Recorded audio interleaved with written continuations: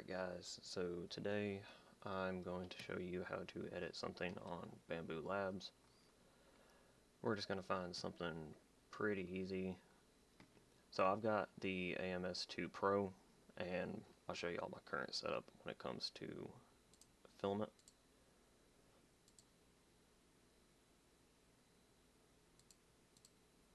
So currently in my AMS I have black, red, white, and then blue. And you can interchange these to whatever color you guys have. Just keep in mind that you can change colors in the Bambu Studios themselves, which is I'm going to show you today. I'm just going to find something pretty quick and easy to do that has multicolor on it.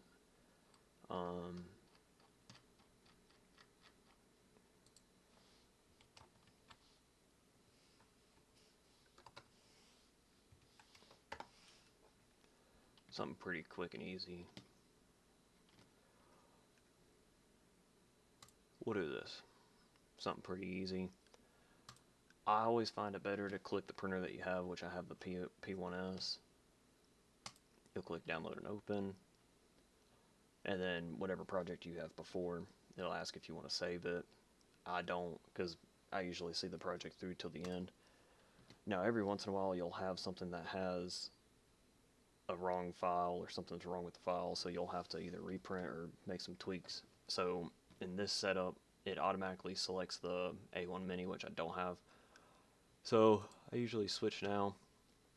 And so alright, see right here where it says up in the edge, it's going to say the prime tower or the perch tower, whichever one you want to call it. You can just click and drag that, put it wherever you need it. And so what it's going to do is it's going to start with the white and it's going to work its way up.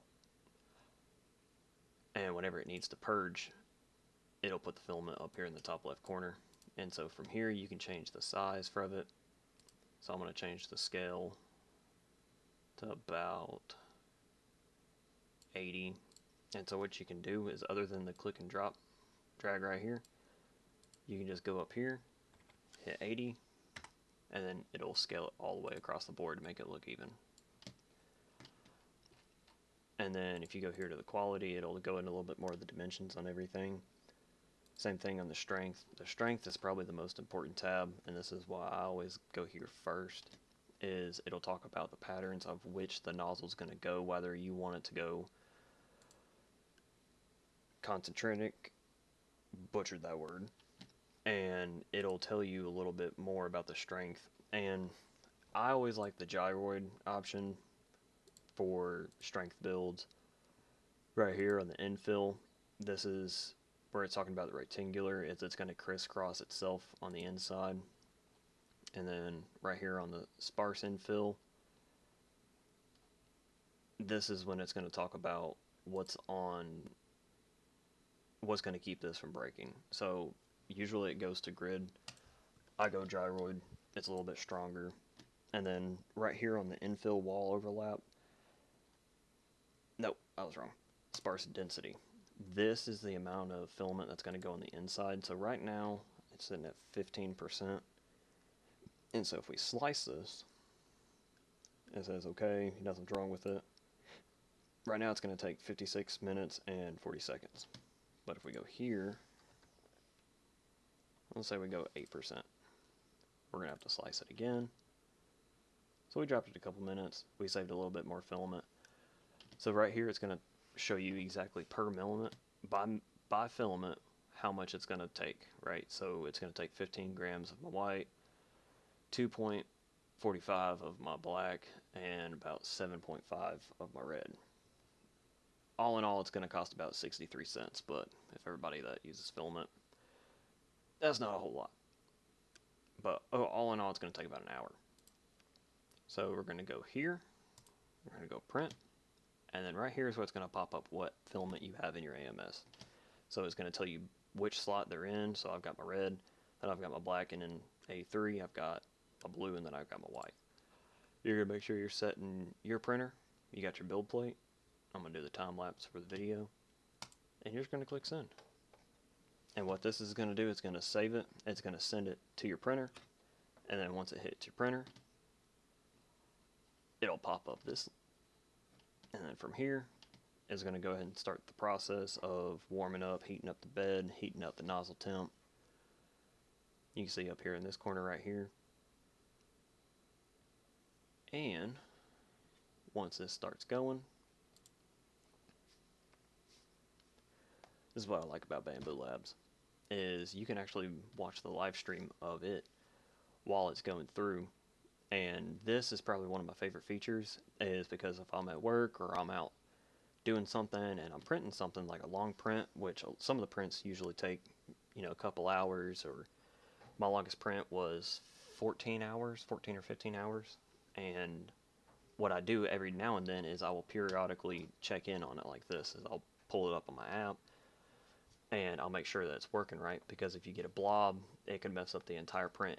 But if you catch it soon enough, say there's a clog or you've got a pinch line, usually the printer will do a good job of sending you a notification saying, hey, you've got a clog or unable to feed the filament.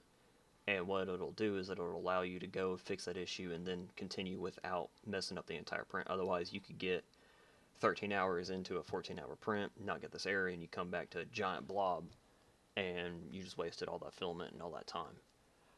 But here you can see it's waiting for the heat bed to reach the target temperature, and then it's going to start heating up the nozzle, which you see here. And once it gets there, it's going to print out a purge strip. And with that purge strip, rule of thumb is you want to watch that, and once that comes out good, there's no breaks in it, there's no major issues with it, usually you'll be good.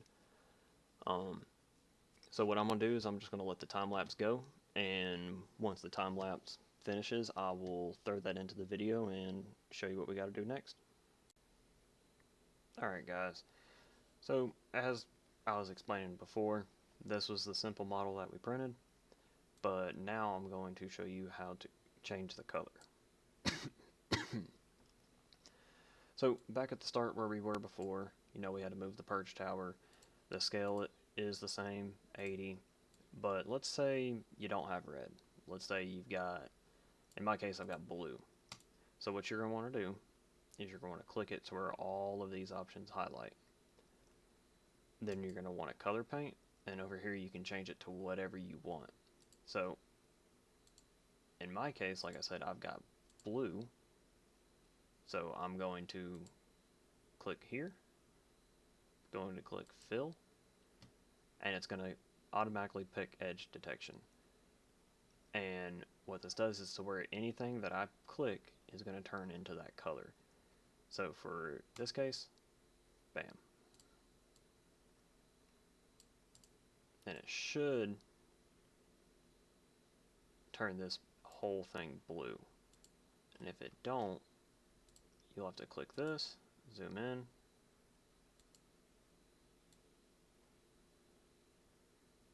and go all the way around.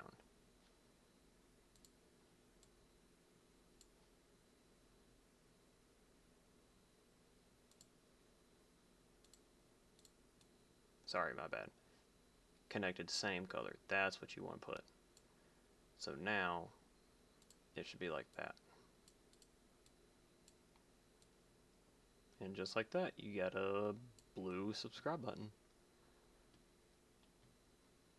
Same thing before. Go to your strength, save you some filament. Go down to the 8%. You will slice it.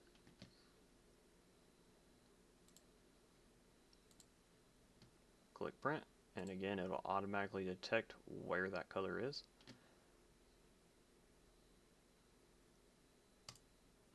Also note right here on the auto bed leveling, I don't use this for every build, especially if they're flat like this. Not really much you can go wrong. Not saying that nothing can go wrong, but what will happen is let's say you're printing a helmet or other large print, right? What this does is this makes sure that that bed isn't going to cause that print to be warped any which way. And rule of thumb I always do is probably about once a week or twice a week. I usually click that, especially on some bigger builds. Bigger builds, I always do it, but smaller builds like this, I'll go ahead and just click it. And it got a little bit more comfort in mind. So yeah, we're just going to let this one print and stay tuned for the final results of both of them.